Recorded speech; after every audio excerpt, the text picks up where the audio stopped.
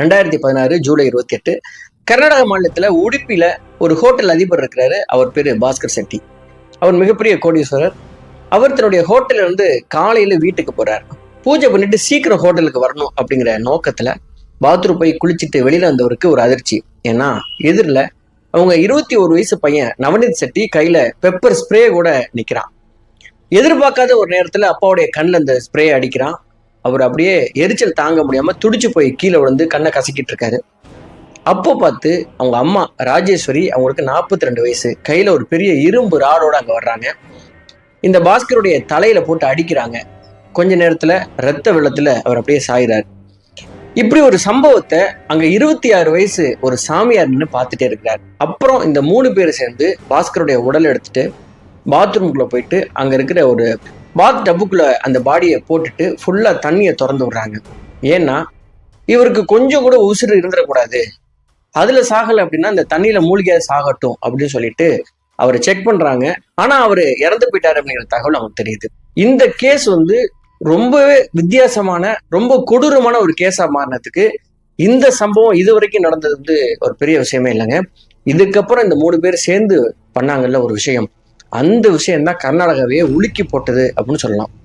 இன்னைக்கும் இந்த கேஸை நீங்க சர்ச் பண்ணி பாத்தீங்கன்னா கூகுள்ல அவ்வளோ ஒரு பரபரப்பான கேஸா, இந்த கர்நாடக மாநிலத்தையே ஒரு பயத்துக்குள்ள உள்ளாக்குன ஒரு கேஸா இது மாறினது.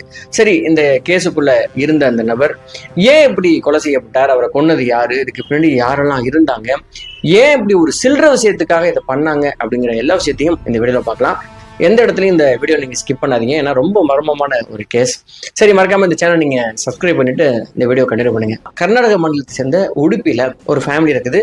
அந்த ஃபேமிலியில இருந்த நபர் பேர் தான் பாஸ்கர் செட்டி. இவருக்கு 52 வயசு.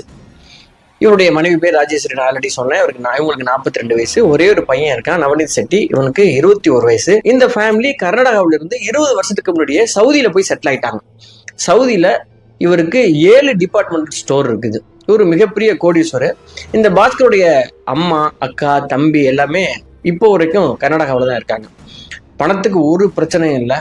நல்ல விலை உயர்ந்த கார்கள் இருக்குது, கையில தாராளமா புழங்கக்கூடிய பணம் இருக்குதுன்னு சொல்லிட்டு எல்லா வசதிகள் இருந்தும் இந்த பாஸ்கர் என்ன நினைப்புனா, நம்ம சொந்த மதத்தெல்லாம் ஊர்ல விட்டுட்டு இப்படி பணத்துக்காக இங்க கிடக்கிறோமே, கடைசி காலத்திலேயே நம்ம சொந்த ஊர்ல போய் இருக்கலாம் அப்படின்னு முடிவு பண்ணிட்டு ஃபேமிலியா இந்த விஷயத்த அவங்க சரி எல்லாருமே போயிடலான்னு ஒரு ஒத்த முடிவுக்கு வர்றாங்க.